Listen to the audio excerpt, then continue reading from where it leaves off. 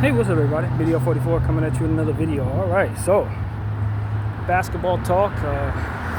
We got conference finals. It's a very unlikely foursome there.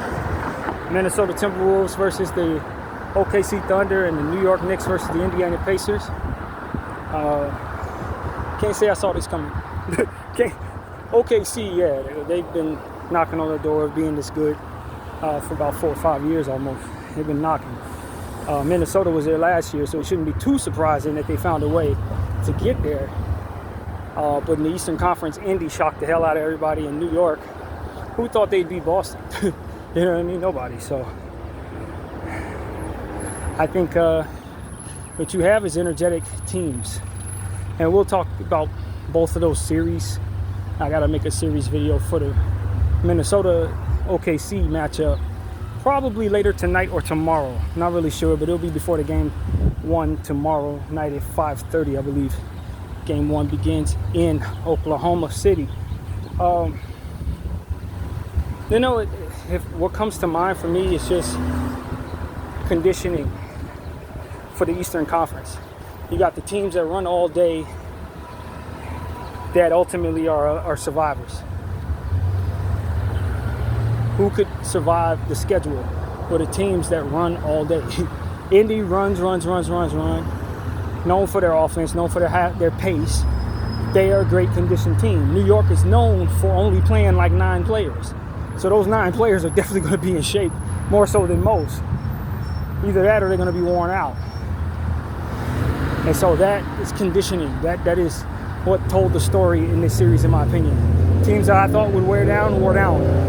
Teams without depth, teams with players that are not so in shape, injuries, those things ultimately, your age, those things told the story. You weren't going to make it through the way they scheduled this season this year. You weren't going to make it. And so what you see are the teams that were likely to stay healthy. Minnesota, we've talked about their depth all season long. How that team doesn't use the depth it has, but they have it at their disposal. So you got a good combination of the Thibodeau factor, where the top 9 guys are excellently conditioned athletes. And then if they need to go into their bench, they got plenty of talent if for some reason they have any issues with their injury. So which they did with Julius Randle missing half the damn season. He's back now, and whatever you accredit the Minnesota Timberwolves to in regards to the success or failures, you had to subtract him from it because he wasn't there for a good portion of the season.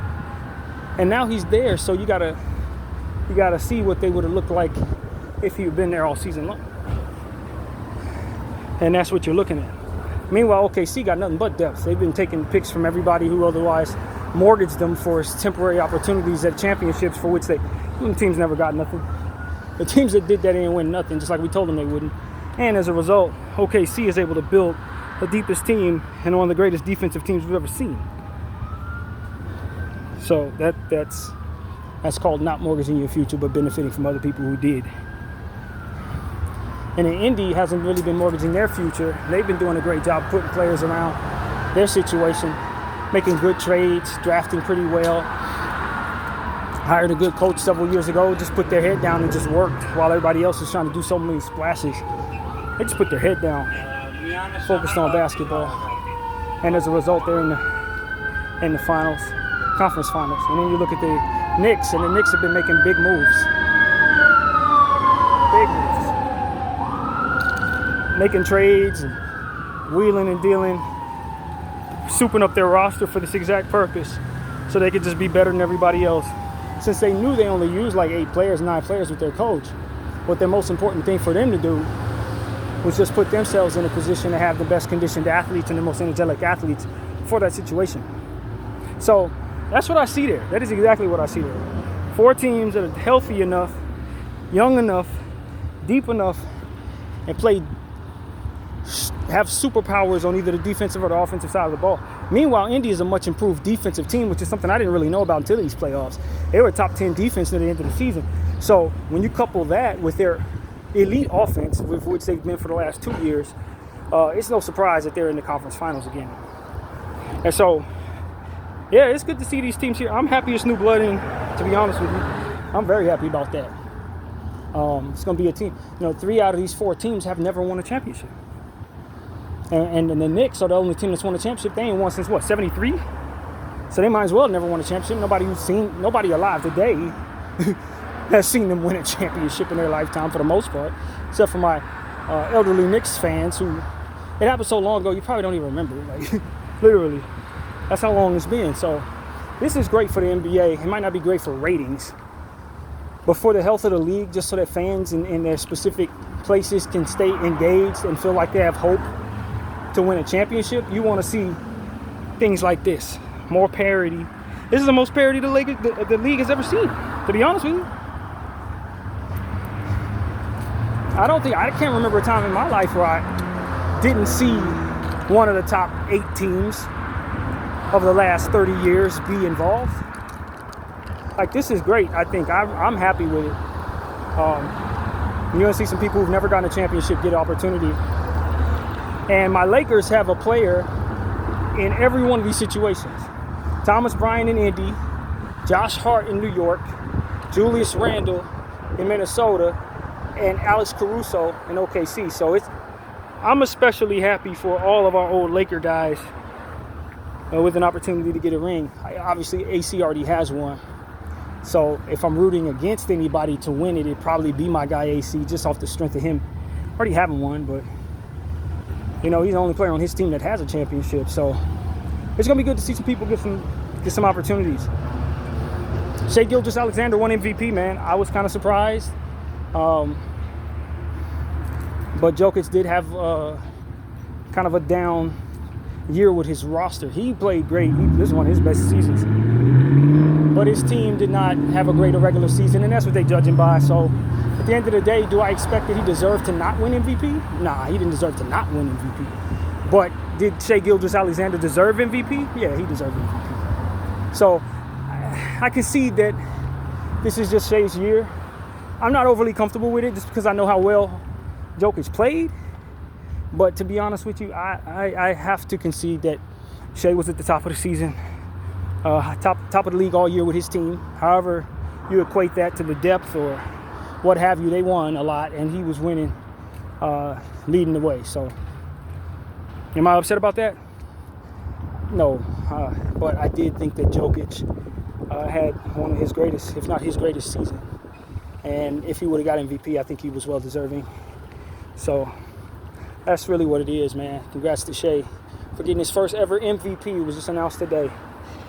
So that's one thing I'm looking at. And of course, you look at the rumors, man. The rumors. Teams trying to figure out what they want to do. So from what I understand, Dallas is for certain not going to move their first overall pick. They're not going to pursue Giannis. They want to move forward with Cooper Flag, and that's exactly what I would do as well. You move forward with Cooper Flag. I don't think you could sell your fan base on moving Cooper not even 4 or 5 months after you move Luka. They ain't even seen Cooper getting a uniform yet. You can't do that. You can't do that. You can't do that. And so I think Cooper's as good as advertised. I expect him to be very, very impactful out the gate. His motor alone defensively is going to be something that's eye-popping. His offensive game is growing, and he can do a lot of things on that side too. So he's a true star-level rookie, and I think that the only thing that can kind of get in his way is health, just like everybody else. If he's healthy, he's already one of the more talented players. I'd say, off the strength of his talent, he's probably a top 50 player in the NBA right now if he comes in immediately.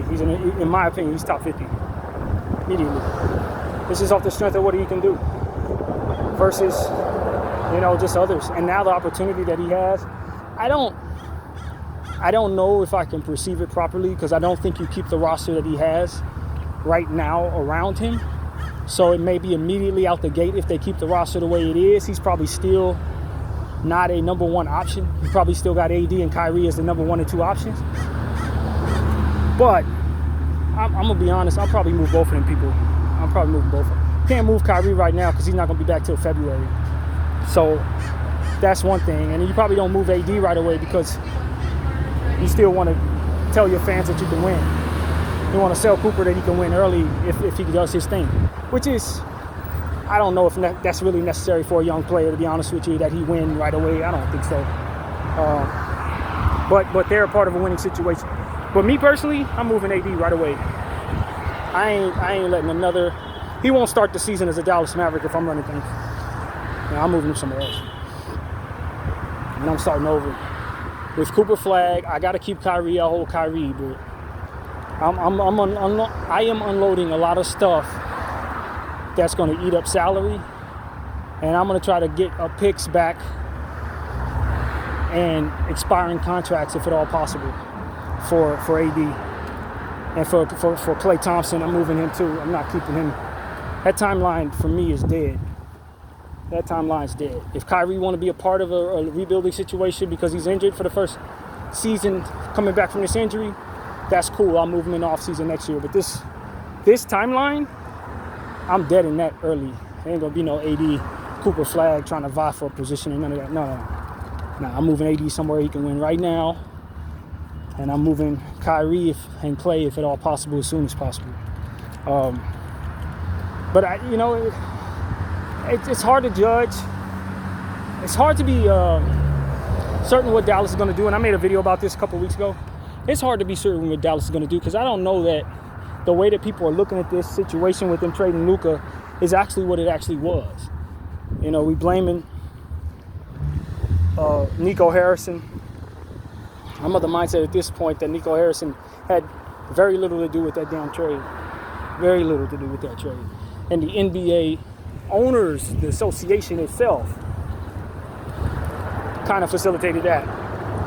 So if I'm going to believe that, all of the data that tells me Nico is a guy who's going to do some weird stuff or something that could potentially be detrimental to the team has to have an asterisk next to it to say that that's probably not necessarily what we saw there with the Luka trade. So I'm buying the conspiracy theories about them being promised the first overall pick. I'm definitely buying that. And if I'm to buy that, then I got to erase all the ideas about Nico Harrison wanting an older team, despite that being what he said, being willing to take back half of what Luka was worth, and letting that be something that determines what I expect he'll do in the next situation. I think that was a very unique situation. I think it had everything to do with Adam Silver and what his intentions was, and these owners, and what their intention was for the face of the Lakers going forward. To be Luka the Don and to assure that we have high ratings in basketball going forward on national television for years to come in LA. So that's what I think that's actually about. So if Nico had his way, based on what it is I believe now, he probably would have gotten a much better trade for Luka the Don, but then probably would not have gotten the first overall pick this season. That's right. So I don't think Nico wants an old team. I don't expect that he's going to trade Cooper Flag for Kevin Durant or something like that. I don't expect him to do anything like that at all. Now, the Philadelphia 76ers, on the other hand, I don't have any faith in Daryl Morey. I'll be honest with you. I think that his whole point of view of doing things is got to be upgraded and updated. Far be it from me to say that a person can't update their way of doing things, but if he's continuing to do things the way that he did them last year and going into this season, I will want him gone right away. Now, I heard a rumor that the Philadelphia 76ers may be willing to trade a third overall pick. I'm open to the idea of them trading that pick, but not for an old guy. If it'll help them get rid of a certain contract that they need to get rid of and maybe bring them back something that is good, I would be happy to see them do that if I'm them. I heard a trade rumor on somebody's random mock draft this morning. They were saying trade number 3 and Paul George for number 8 and like marking it. If you can convince Danny Ainge to do something like that, I would say that would be great for Philly. But otherwise, if I'm trading number 3 and I'm bringing back somebody that fits the timeline of Paul George and Joel Embiid, I think I'm a damn fool. That's what I think. That's a damn fool.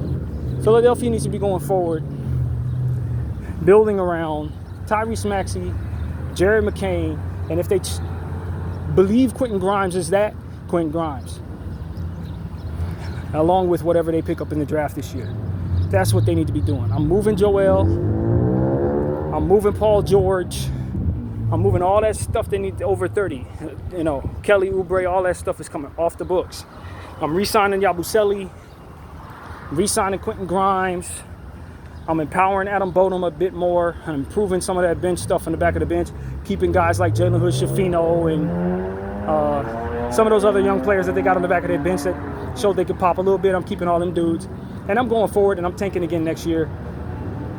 Unless Jared McCain and Tyrese Maxey want to just drag us to the playoffs. But for me, I'm probably tanking next year.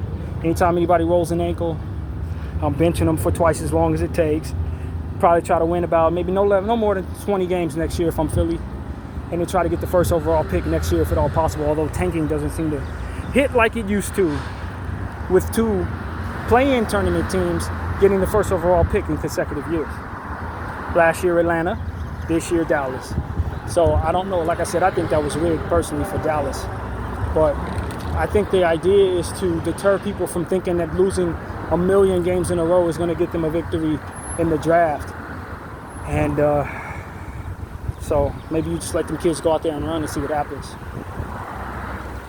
But I don't want Joel on the team next year at all. I'm cool. I'm not going forward with Joel no more. If I can move him for anything reasonable, I'm moving him. I'm getting him out of here.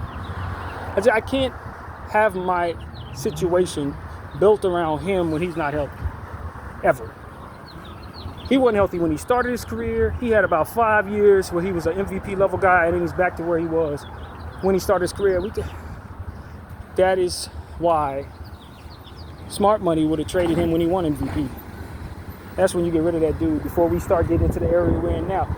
And you certainly don't ask him to play hurt. You certainly don't run him out there when his knee is bummed. They did that all wrong. For all that they sacrificed to assure that Joel Embiid was healthy throughout the first 3 years of having him, they threw it all out the window in the last 3 years of him being an MVP level candidate. This was just cutting off your nose to spite your face.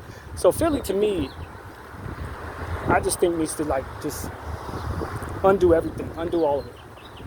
And I really like Jared McCain a whole lot, but I ain't gonna lie, there's reason for me to move him too, because he's starting his career off with a knee injury.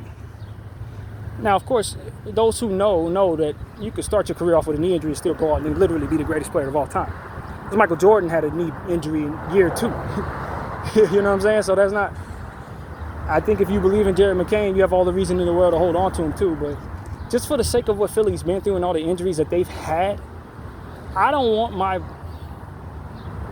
to rely upon another guy that starts his career off with knee injuries and stuff like that. Me personally, I have a little worry about that if I'm Philadelphia. But I probably don't let that worry force me into moving Jared McCain after what he showed me. Probably not. But I do find myself having sleepless nights about that if I'm Philly. Do we really want to go forward with Jared McCain?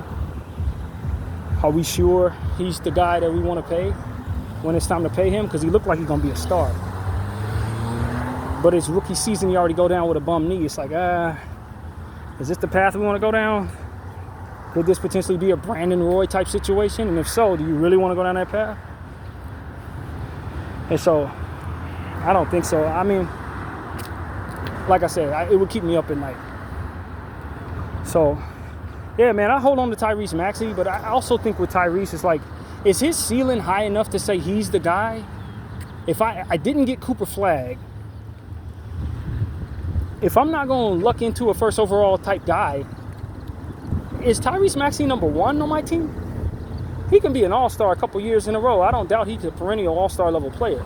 But can I really win a championship around him making $300 million or whatever? So I'm just not really sure about what Philly got going on, man. I'm not really sure about it. If I'm them, I kind of want to reimagine that entire thing. I really do. I kind of want to reimagine the whole thing.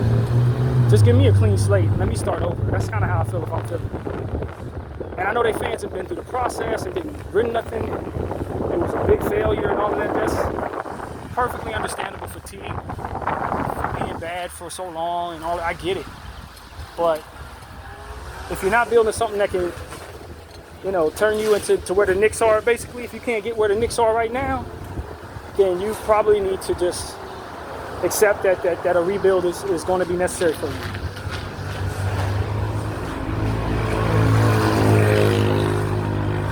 And so, it don't really mirror the Jazz a couple years ago when they had Rudy Gobert and Donovan Mitchell, because I think that team was constructed out in an outdated way.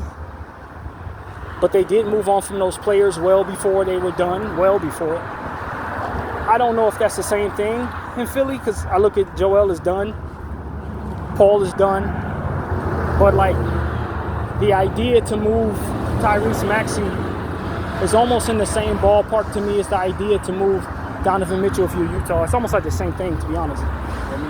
Yeah, they're going to go on and have good careers and maybe even win. But maybe it's in your best interest to just start all the way over anyway.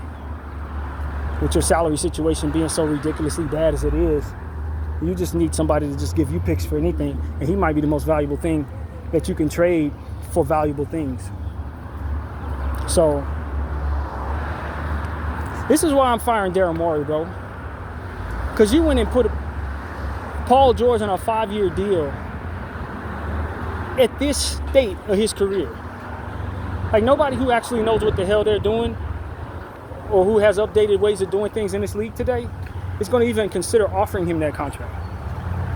And not only did he offer him that contract, but he did it next to Joel Embiid's contract. It's just, that's fireable, man. You got to fire a dude who does it. I'm sorry. You got to fire him, man. There's no way I'm moving forward with Daryl Morey. And then you put all the role players on the team down there, them dudes as short as me and old as me. Are you crazy? Kyle Lowry, Eric Gordon, like, his vision for that team was egregious. Like, absolutely egregious. And you think I'm going to let him build my next team? No chance. Zero chance. Whatever he has in his head ain't going to be on that floor. That's how I look at that. He should have been fired. And I don't know what's going on with Philadelphia ownership, but I'm starting to wonder if they really know what the heck they're doing. Because I don't understand giving Joel that extension. I don't understand that. Not with the knee injury and the history that he has, and expensive as that was going to be. I'd have moved him without any concern.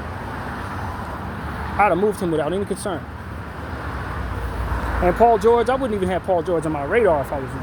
He wouldn't have been on my radar. No chance. And so these are just things like, yo, anybody that actually knows what the hell they're doing ain't gonna even put any of that together, man. But I've never been a fan of Daryl Morey's vision anyway. I didn't like what he was doing in the Rockets situation. Moving Clint Capella and then leaving him without a center altogether. Betting the house and the farm on James Harden. Like, I don't understand none of that. None of that has ever made any sense to me. Nothing that he's really done has ever really made any sense to me. And so, for me, Daryl Morey is more of a name than he is an actual talent. And where's the hardware to show for his decisions? He's never won anything. So I think he's an anomaly in the sense that he's made his money off of lure without success. I think he made most of his money off of talking about people in China or whatever he did, like literally. And just being attached to James Harden losing behind. I honestly don't know why that man has a job. I really don't. I don't know why he has a job. He's not good at it. If I'm being completely honest, he's no good at his job. And so now he's saying he's going to go forward, having taken all the heat from that type of, decision making and line of thinking. Now he's taking heat for it. He's coming back telling all the Philadelphia 76ers fans, well, our team is going to be young next year. How the hell are you going to pull that off? How are you? First of all, based on what it is you show me, you don't even have a vision for young players. And now you have useless big contracts that you likely cannot trade for anything good. So how the hell are you going to get that done? I don't think you are, and that's why I fired him. But see, if Philadelphia ownership don't believe that that's necessary, then, and they just as in the clouds as he is, then you're not going to see a whole lot of success there going forward. And that's exactly what I expect. Not a whole lot of success there going forward. Now, I haven't done any homework on Ace Bailey. I really haven't. I still got a lot of homework to do on this draft class. So I've been listening to other people. Some people have a lot of good to say about him. Others are saying bad things about people who don't have a lot of good to say about him. You know, that kind of thing. I'm just listening to a lot of commentary about this young fella. He's explosive. He's very young. I think he's only like 19 years old. I believe he can give you something in the future, but to think that he's going to turn into like some type of Kevin Durant hybrid or something, based on what it is I'm listening to, most of the people that I trust don't expect that he's going to turn into that. But I don't know how much I trust those people, because at the end of the day, I have to do my own homework. Because I've listened to a lot of people say a lot of things and then did my own homework and then found out, I don't agree with none of these.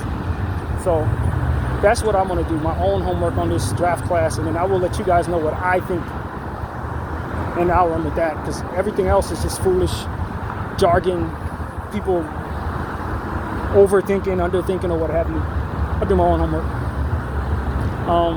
So that's what I want to say. I just reserve my thoughts, but based on the little that I've seen out the gate, I would say don't overthink that, just draft him.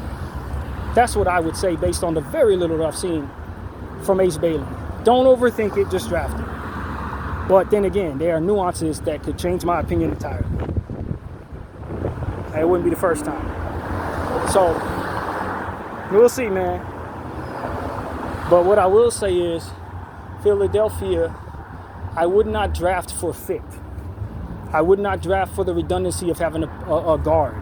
If you believe the best player in the draft is a guard, it's your available spot, you take it. Because everything on your team could be reimagined.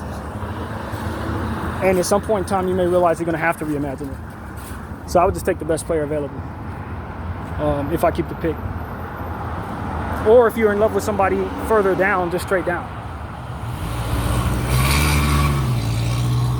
So yeah, that's really where my head is, man. I'm pretty damn excited about this draft class as it pertains to it's unknown for me, and I'm looking forward to doing homework. Not necessarily because I know anything, but it's because I don't. I believe that people are saying this draft class is better than last year's. I think that that's safe to say because it's top heavy. But I don't think a full draft of 58 players or whatever should be judged solely by what's at the top of it. You may have one superstar at the top of your draft, 3 all-stars in there in the first round, and then the rest of the stuff could be trash. So I would caution people to say, keep that in mind when considering listening to these folks who are telling you what draft this is. Because last year had a lot of quality. In the second round, in the first round, there was a lot of quality. No stars, probably maybe not even any real perennial all-stars, but there was so many crafty, helpful pieces up and down the first and second round of last year's draft. Based on the little that I've seen in this draft, I don't really see that. In fact, what I do see so far is some short guards and some flawed centers, if I'm being honest. You got some wings here and there. You got a couple explosive guys, but no great shooting. It's plastered all up and down this draft. So if you need shooting, this may not be the draft to invest in. You got some length in this one, definitely some size with the center position and power forward position. So the center position is continuing to get stronger and stronger. And if you don't have centers in this league, this draft is yet another draft tripling and quadrupling down on the influx of 7-footers and lengthy bigs that have been coming into the league for the last several years. So I would say this is yet another example of why investing in the center position is important. Or maybe we're starting to shift into a space where we have too many centers. And that could be a little problematic as well. And so that's what I want to say to people. You got to look at this draft and really do homework to really have an educated guess of what is going to work and what's not. But what I can say is I'm hearing a whole lot of 6'3", 6'3" with the guards. 6'3" guard this, 6'3" guard that, 6'3" guard this, 6'3" guard that. I'm not in love with that template. I don't. I'm a big guard guy. Maybe it's because I was raised on Phil Jackson time. You know, he liked big guards. Ron Harper, for example, big guard. Ironically enough, his son should be the number 2 overall draft pick in this year's draft. But that's what I grew up on, big guards. Brian Shaw. You know what I'm saying? Big guards. Kobe Bryant. Derek Fisher was short, but he was stocky, made of steel. Excellent conditioned athlete at 100% of the time. Like, that's what I like. I like big guards. 6'5" and up. 7-foot wingspan. Give me a big guard. All this 6'3", 6'2", that's undersized, man. That's push him around, back him down, shoot over his head. So for me, I've been hearing a little bit too much 6'3" in these draft this year. 6'3" guard, 6'3" guard, 6'3", 6'2" guard. No, man. No. So that's my early takeaway from this draft. Centers and small people. And I'm telling you, man, I don't want to overlook some of these good small players. They got some good small players in this league, some guys who can really help you. Maybe even a leading guard that might be 6'2", 6'3". They got some good players out there. But my thing is, I'm not 100% sure if I want to fill my league up with them little dudes. You see what I'm saying? Like, if I'm just being honest, I am a total opponent of small ball. And I don't want that to have me passing up on the next Isaiah Thomas or the next Allen Iverson or the next Steve Nash. That's why I want to do my homework. I don't want to lead people down the wrong path. If you have a bunch of them people in your draft, then obviously your draft is fantastic, right? Clearly. But I get a little concerned when I start seeing that most of these guards that they bringing in are like 6'3", 6'2", but they're not pure point guards. They're not pass first guys. Like, I'm listening to a conversation about Jason Richardson's son. But he didn't take from his dad in a sense that his dad, a shorter person, but can still be one of the most explosive athletes we've ever seen. Jason Richardson, one of the most explosive athletes to ever play the game. His son probably took after his mom in that way. That boy don't really jump like that. He can get off the floor, but he don't have his dad's balance by any stretch of the imagination. And he kind of shoots, they say. He don't really have floor vision. He's not looking to make passes. So for me, it's like, red flag, red flag, red flag, red flag. I need you to be a connective piece. I don't need you to be thinking about getting your own shot, and then you're running into lengthy dudes like McDaniels, locking you up, and you ain't looking to move the ball. That's just concerning. Like, for me, what I'm looking for this year are players that can stretch the floor some, although from what I understand, the shooting ain't really there. Can rebound the ball at the guard spot. I really like the Podziemski, Josh Hart types.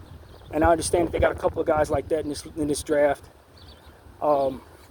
Centers that can do, the things that centers do, with all due respect to the great Jokic. I want my center to be a center. I've been hearing a lot of people say that. I agree, although I wouldn't push Jokic away by any stretch of the imagination, but he forces you to have to get a Peyton Watson type shot blocker next to him at the 4 spot in order to have some rim protection. I really don't want that problem when I'm trying to construct my roster. I really don't want that problem. So you definitely got some centers out there in this draft that are making noise. You can address your center position. Even in the second round, they got some centers back there that can prove to be serviceable.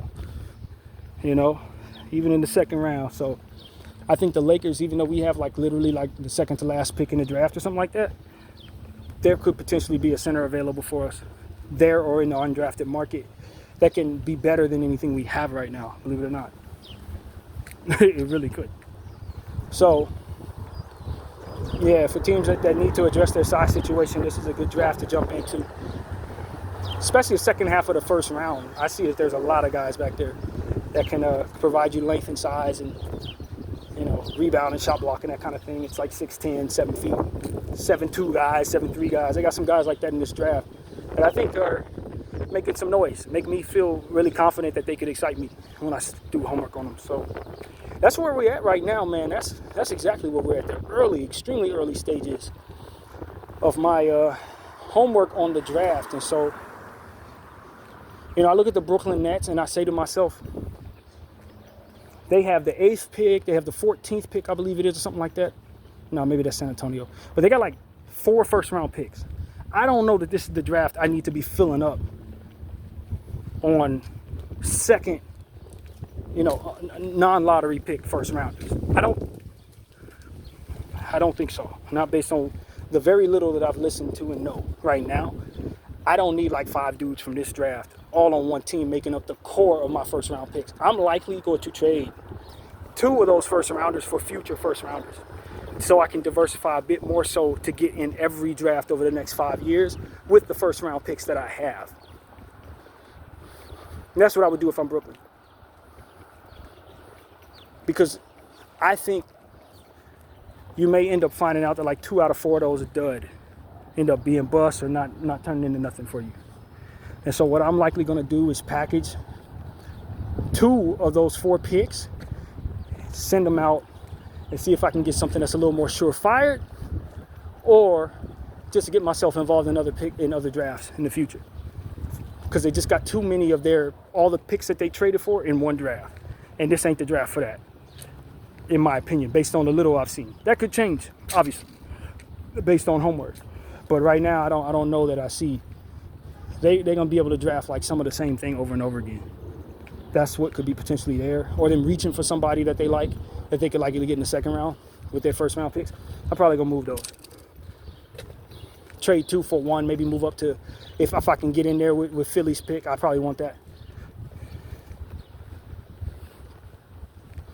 So, yeah, that's kind of what I've been listening to, though. Just mock drafts for now. And then we'll start, once we get more familiar with these names, Carter Bryant, Con Knipple,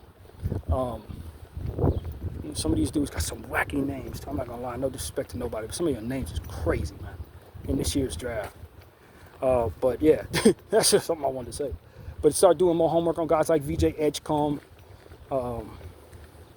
Get more familiar with all of these dudes.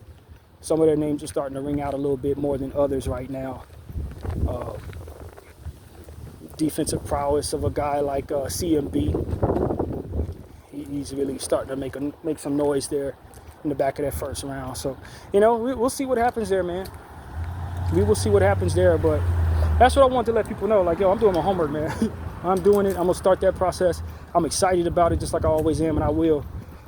If everything lines up the way I expect it to, have a mock draft this season like I have over the last, I think I've done this either 2 or 3 years in a row. I think this would be the 3rd year in a row, maybe 4th. So yeah, man, that's what my head is right now, man. Super excited.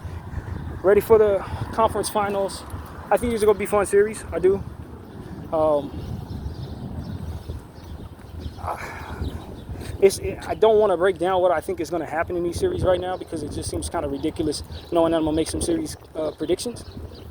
But what I will say is OKC is going to have a hard time with Minnesota. OKC is going to have a hard time with Minnesota. I'm not sure that I'm not going to make a prediction. Obviously, the favorites are OKC in a nutshell. But it's not even about that. It's about styles of play. And OKC played against a Denver Nuggets team that doesn't really play any defense, and it took them 7 games. 7 games. With a team that don't really play D, with a team that had some issues injury-wise. There were some very disappointing losses in that series for the OKC Thunder. The problem that I think OKC is going to run into with Minnesota is you can't play like that against them because they're already going to murk things up defensively. So your defense versus their defense pretty much could potentially be neck and neck the way that they are so disruptive. That's what it's a rock throwing contest every time you play against Minnesota, and that's what I know. So They got through playing against some teams. Memphis did not count. They swept Memphis, took care of Memphis. Actually, they beat them in 5, I believe. They took care of Memphis for no issue. And then they ran into a Denver team that's pretty polished on the offensive end, with not too much going on the defensive side. Energy in certain areas, but not overly energetic, not overly physical per se. More of a, a serious connecting offensive juggernaut is what Denver is. They connect on shots. If you can't keep up with them offensively, you better slow them down off defensively, that kind of thing. Minnesota is just like, yo, you will pull teeth with us. We will throw stones at you. And I don't know that OKC's wired as a unit, especially after going 7 games with Denver, to have to deal with that. That's what it really comes down to. Minnesota is ugly. They play nasty. I'm not going to say they play nasty because that sends out the message that they look to be dirty with how they foul. I don't think that. But they just have a lot of tenacious defensive players. Dealing with Julius Randle is a very physical task. Players like McDaniels, Conley, crafty defensive players. Rudy Gobert and all the trouble that he creates. And then Ant-Man and his constant three-point barrage and constantly putting pressure on the rim and being tenacious defensively. It's a headache, man. As a Laker fan, I'm telling you, OKC, they're in the danger zone dealing with this Minnesota team. They're in the danger zone. Based on what I saw them do against Denver, I'm concerned that if they do any of that stuff against Denver, they're going to find themselves down in the series. Denver allowed for more OKC mistakes than I think Minnesota will allow them to do. That's what I think. I don't think Minnesota can keep up with them offensively necessarily, because that's the issue with Minnesota. They either all or nothing as it pertains to scoring. They either scoring 120 points or 89 points. Like, that's the problem with Minnesota. But defensively and style-wise, they make it ugly, man. And the way that Jay Will tend to kind of go cold and had that little ugly game 6, the way Lou Dort tends to run hot and cold at times, the disappearing acts that potentially could come from certain players on their roster. I just don't think, I think you play right into Minnesota's hands when that is what's going on there. So that's about as much as I want to say about that series, but I think OKC could potentially be in the danger zone with this series. I think they're in the danger zone. And that's what I will say. They're in the danger zone. And New York, Indy, I love that idea of that series. The idea of that series, I think it could be fantastic because both of these teams are super relentless. They both keep coming at you. But the one thing I was listening to somebody say yesterday about New York is New York has a Dr. Jekyll and Mr. Hyde kind of personality thing where they play really well with a lot of energy. And they shift into the mentality of the players that have a lot of energy. And then in certain games, they take on Karl Anthony Towns' personality, which could be a little passive, that kind of stuff. That's what I think is going on there. You got the tale of two different identities based on their leaders being so very different. Jalen Brunson and Karl Towns are so very different than one another. And when the team takes on either of their personalities, you see drastic differences. That's my theory about what's going on there. I don't think you can do that against Indy. I think Indy is a bit more, they're like the Terminator. They just keep coming. They keep coming. They keep coming. They keep coming at you. No matter what the score is, no matter what the situation is, they're head down, get a bucket.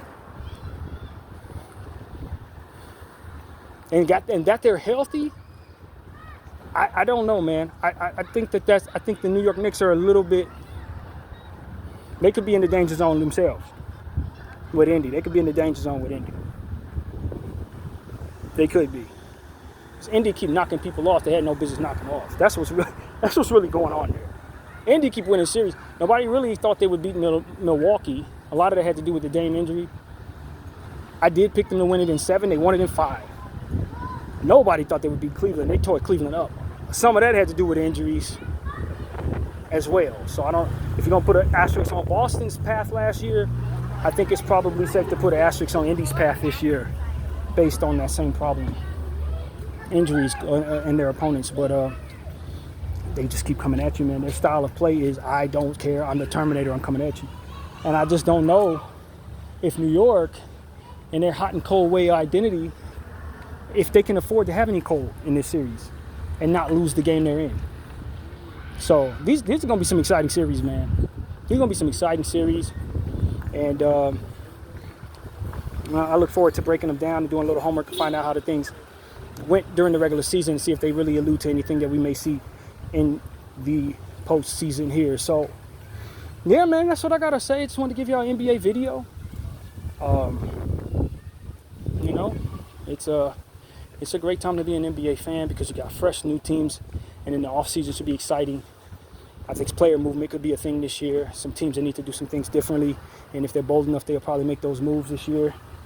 Some guys, you know, out with the old, in with the new. I think we're heading into the twilight of the Steph Curry, LeBron James, Kevin Durant, you know, era of things, man. I think that we're entering probably the last year of that, to be honest with you. I wouldn't be surprised if them dudes retire all at the same time. I would not be surprised. It's just time to pass the torch to these young fellas, dude. And I know these older guys ain't ready to let it go, but I think the young guys are saying we're not really interested. We're taking it from you regardless. And I think that's what we're seeing here. So that's pretty much what I gotta say, man. I appreciate everybody for allowing me to bump my gums on NBA stuff, and I'll come back at you when I have something to say. BDL44, thank y'all for watching. I'm out.